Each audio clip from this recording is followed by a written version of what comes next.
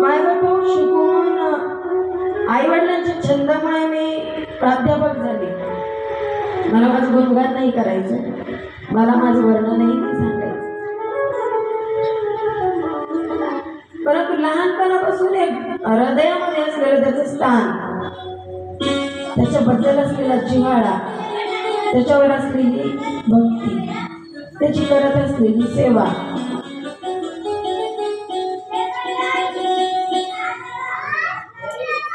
आणि नकळत आपसुकच, पण त्याला मागत काहीच मागत नाही, फक्त देवा तुझी सेवा दे रे, बाकी काही नको. तू आहेस ना. हा ढोंग नाही, हा प्रपंच नाही, हा व्यवसाय नाही, हे कमावण्याचं साधनही नाही. मी प्राध्यापक आहे, मला 1000 रुपये रोज आहे कमाईचा. सत्य सांगते, खूप कमाई करू शकते मी आयुष्यामध्ये. मी अनेक परीक्षा पास आहे, मी खूप संघटनेसोबत काम करते. माझी माय मला काय म्हणते की काय वेळ आहे तुझ्यामध्ये त्या देवाचा.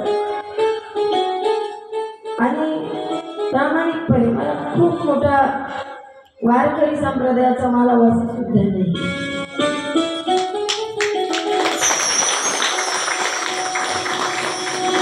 सर्वसामान्य शेतकरी कुटुंबात माझ्या बापाला सही येत नाही, स्वतःचं नाव लिहिता येत नाही. माझी आई चक्क अंगठा लावते. त्यांचं लेकरू प्राध्यापक झालं, त्यांना हे सुद्धा म्हणता येत नाही. काय देतो तो देव, तुम्ही मागून बघा.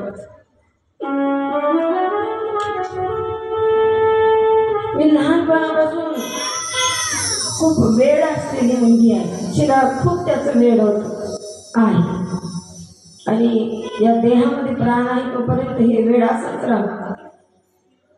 त्याच्या पलीकडे काही मागायचंही नाही. खूप मोठ्या गुरूंकडे माझं शिक्षण आहे असंही काही नाही.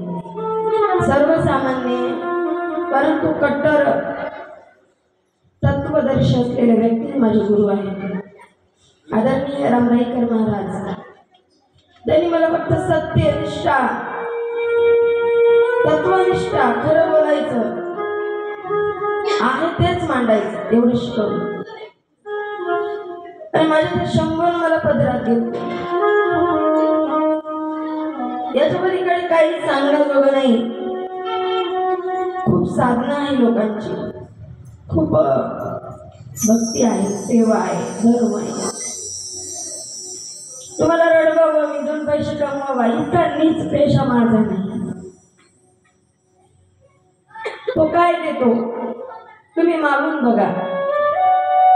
खरंच एका दिवशी प्रामाणिकपणे एकट्यानं जाऊन तुमच्या हृदयात असलेलं दुःख, तुमच्या हृदयात असलेल्या इच्छा, तुमच्या मनात असलेल्या गोष्टी त्याला सांगून बघा. खूप जण मला म्हणतात की इतकं शिकून सवरून काय शंभो करीत टाळामुटीत फिरता. मला सांगू का, मी 24 वर्ष शिक्षण केलं. त्या शिक्षणाला मला प्राध्यापक पदापर्यंत नेलं, परंतु समाधान मात्र माझ्या मनाला नाही लागलं. सगळं शिक्षण, सगळा परमार्थ, इच्छा असेल तर मग काय काय करू शकतो. मी माझ्या लग्नानंतर पूर्ण केलं.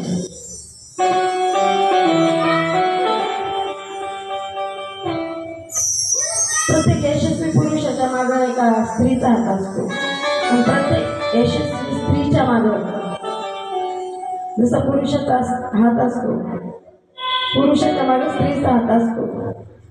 आमच्या साहेबांचे उपकार आहेत की त्यांनी स्वतःला माय नाही, 20 वर्षाचा वनवास आयुष्य आहे. पुढे 2 मुली आईसारख्या कुठेतरी लागल्या की आईची कमी पूर्ण.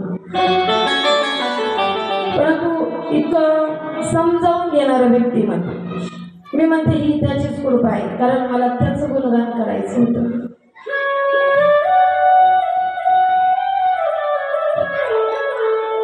आणि खरंच मला रडू येतं त्याच्यापाशी, मला त्याचं नाव घेतलं तरी रडू येतं